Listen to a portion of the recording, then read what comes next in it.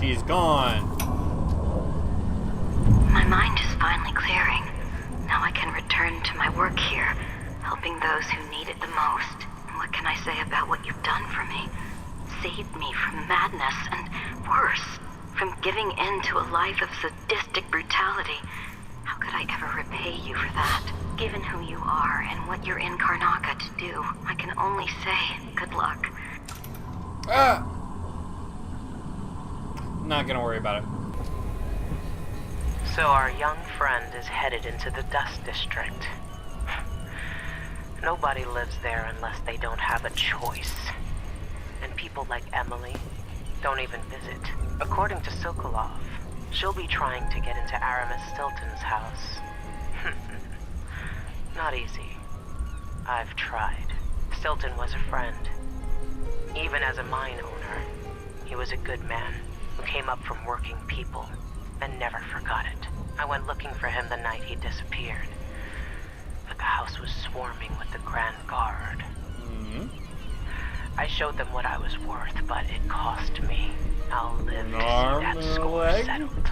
That was insensitive. Ooh, painting, are we? Brianna Ashworth, the Duke Jendosh. Macon is out in the city, but I'll explain. Oh, okay. A note. Emily. It's true, I don't tinker with mechanical devices much anymore, but I'm not so old as to be useless just yet. Behold, I have fashioned a little contrivance for you, using only parts scavenged from this wretched vessel. Rude.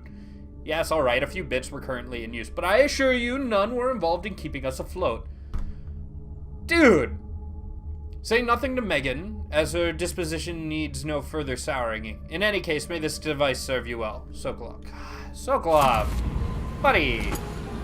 I already have one of those. Thank you, though. Your dear editor is stepping aside this week to give you both... Right, I know the voice. Your dear editor is stepping aside this week to give you both sides of an argument raging across the city. Guest editor, the Howler Blight. The letter published last week by the Gazette was an outrage. How could Madame Anto suggest that the Dust District, and even Karnaca itself, would be better off if we legitimized Paolo and his howlers in any way? Instead, decent folk should hope to wake one morning and read that Paolo is finally dead or in jail. And why should we be wary of the Abbey? Only a witch need worry about the wrath of the overseers. The Howlers are nothing but a bunch of cutthroats who never worked a day in their life. Everything they have, they stole. If you want their so-called protection, it comes at a price. On the contrary, the overseers have dedicated their lives to spreading the good values of the seven strictures. Believe me, the dust in Batista is not in our streets, but in our hearts. And only the Abbey will make us clean again. Sebastian Armitage. It was very nice of the paper to do that. It was very nice of the paper to do that. Dust District. Overseer or Howlers? I hope I don't get to make the choice. Oh, and again, we get the... We don't need the... So this is the opposing argument. Take heed, friends. The Abbey seeks to control our city and our lives. The overseers are building chapels and outposts, taking advantage of the despair in the crumbling corners of Sarkonos, like our own infamous Dust District. You may have seen the sly propaganda from my learned rival Sebastian Armitage, but consider with care. The Abbey will invade our homes looking for evidence of witchcraft or wrongdoing, and to them all manner of possessions are suspicious.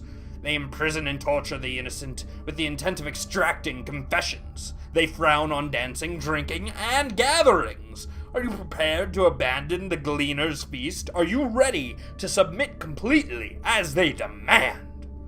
The Dust District can only be saved by the very people who have lived here all their lives, like me, like you, like Paolo and his howlers, trying to make things better for us small people, patrolling our streets, collecting and distributing resources to the ones in need.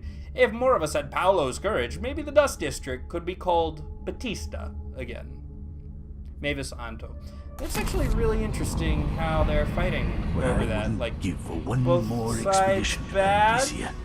Just This is gonna be a A representative from the Miners' Family Committee reports that another silver mine has partially collapsed, leaving 8 miners injured and killing 12. The committee maintains that the Duke's unrealistic production goals were the true culprit, citing the overlong shifts that have been in practice since mine owner Aramis Stilton disappeared. The mines are now managed directly by the Grand Palace until such time as Stilton returns, or until a new director can be found. However, the Grand Palace's official statement blamed the collapse on human error and threatened to arrest anyone found guilty of demoralizing the people of Karnaca. Oh, hey, America, looking at you. We at the Karnaca Gazette certainly support the effort to maintain Serkonos unity. Our thoughts go to the families of those injured or killed. Alright.